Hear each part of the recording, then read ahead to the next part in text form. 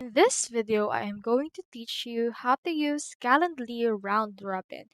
I'll also show you how it works so you will be well acquainted with the potential of Calendly. First thing you need to do is to head over first to calendly.com and then you should be able to see in here their website.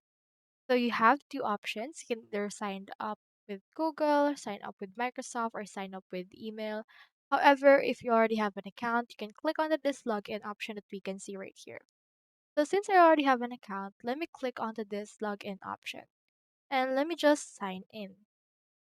So once you have successfully signed in, you should be able to see in here their dashboard. So we need to set up a round robin event. In order to do that, click onto this create or you can also expand using this part and you can choose in here the event type and you can see this round robin. So this means a rotating host with one invitee.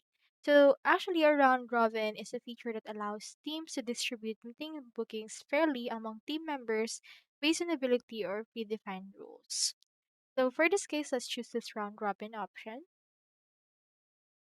And then in here, as you can see, you can book meetings with any available team members if you have the actual plan available for that.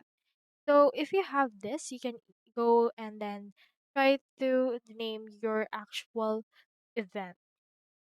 Name right here your actual event name. So for example, let's put in here presentation and then can input right here the location. It can be Zoom, phone call, in person. If it's online, you can input right here your Zoom account and connect it with that. You can also do phone call, or if you have Google Meet, you can also connect those as well. So in this case, I'll just choose that and then choosing here the availability and as well as the date range, and then make sure that you're the host and then click on create right here in order to do that. You can also select the team members who will be part of the round robin pool from this as well. So that's all there is today, and I hope this video helped you out.